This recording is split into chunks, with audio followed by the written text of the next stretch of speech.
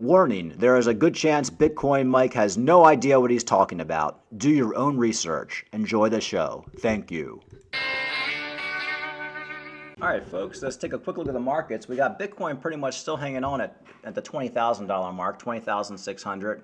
All your favorite altcoins are still up. Cardano, just still at 40 cents. You know, Cardano is up about 13% over the last couple of days. So Cardano is one of the top movers, not too shabby for Mr. Cardano. And just think what's going to happen with Cardano when we actually do finally hit a bottom and we go to the moon. And the moon I do anticipate to be $10 for Cardano. Okay, the GDP numbers came out today. And they were better than expected, so that's causing the stock market to kind of pump a little bit. Let's take a listen here. And I don't know how to interpret it. Lindsay, I'll start with you. I don't know if you've weighed in yet, but is it possible that with the PCE easing a little bit and where it doesn't look like we're in a recession, that's a pretty good number. Can we extrapolate to say some people think a soft landing is possible? Maybe we can raise rates. Maybe we can bring inflation down a little, but the economy can survive. Is that why stocks are up? Well, I think the third quarter number was certainly better than expected, as Rick laid out. But I would caution to say that this is an indication of sustainable upward momentum and more reflection of static support, particularly to the consumer, as we saw lower gas prices, as we saw additional state and local stimulus come down the pipeline, consumers increasingly willing to draw down what remaining savings they have and turn to credit cards. So I don't think that we're seeing upward momentum in any of the components in the third quarter report. And in fact, also as pointed out, durable goods, when we strip out those other components and look at the core of business investment, is starting out the fourth quarter particularly weak. Okay, so in a nutshell, GDP numbers were okay, but most of the analysts still think we're going into a recession. So that's pretty much what it's looking like. That's what I gathered. But of course, nobody really knows. But the question is, what's going to happen with Bitcoin? Okay, so we got a record number of Bitcoin, 55,000 Bitcoin, or over 1.1 billion was just withdrawn from Binance. Okay, what's it mean when people take their money off the exchanges? Well, obviously it means they're not going to be selling it anytime soon. These are long-term buyers. These are people who bought Bitcoin under $20,000, $17,000, $18,000. They made those buys and they're getting them off the exchanges. These are the people who are going to be selling their Bitcoin when Bitcoin hits $100,000 or $80,000 in the next bull run. This is all the smart money. And of course, the dumb money comes in next year when Bitcoin's $50,000, $60,000, $70,000 and they start buying. Then you're going to see these people sending their money back to the exchanges to sell to the dumb money, like half my friends and family. Just kidding.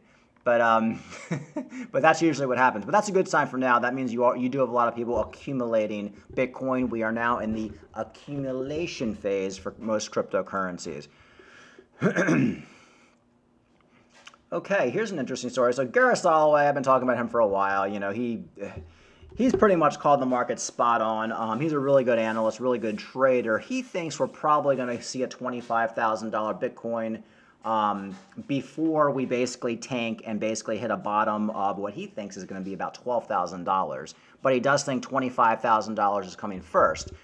Of course, if we did hit a $25,000 Bitcoin, that means you're probably going to see a $2 Theta, $3 Theta, $1.50 Cardano before we actually dump into the abyss and hit those bottoms. So that should be interesting. So let's take another little listen from Gareth Soloway. Crypto just going nowhere. But what happens is when these things go to sleep, when they wake up, there's a mega move. And so that's the question, is which way is it going to go?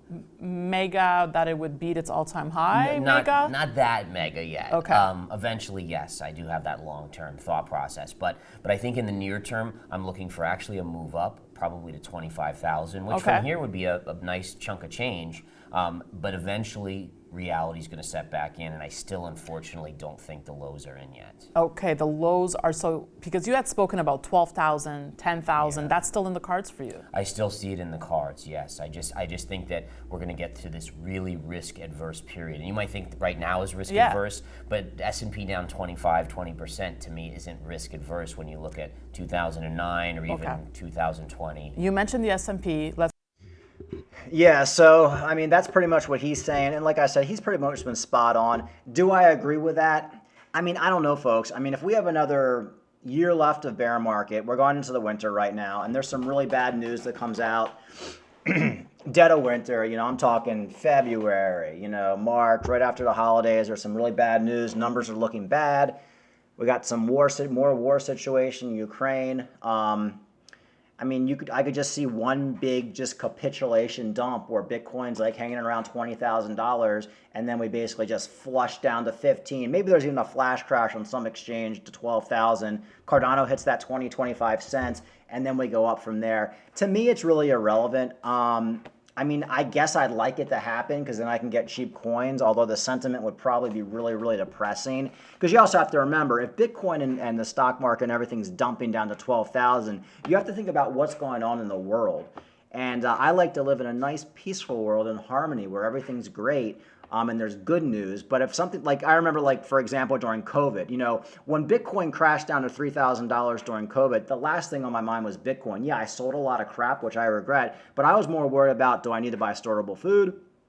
What's going to happen with my kids in school? Oh my God, this virus, it's killing 1,000 people a day in New York City. Are we going to die? Like, how bad is this going to be? Like, cryptocurrency was really like in the back of my mind. So you have to remember, when we get these dumps and flushes out, a lot of people aren't even concerned about the markets anymore. And that's one reason the price goes down. They sound like, I'm selling this crap. I got way too much other shit to think about than crypto and stocks and real estate and all that. So if we get that capitulation dump down to $12,000, that pretty much means the world's not going to be in a great place for a couple weeks or a couple months, but of course we're going to come out of it. But yeah, I mean, if you can get yourself a $12,000 Bitcoin or a 20-cent Cardano or whatever, that's great. But you also have to remember, there's no guarantee we're going to get that dump. Okay, there's no guarantee. I'd say it's a 50% chance, 60% chance. We could have already hit bottom. We could hit $25,000 Bitcoin next week. Then by the end of the year, be back up to $30,000. So, while I do respect Gareth Soliday, he is right often.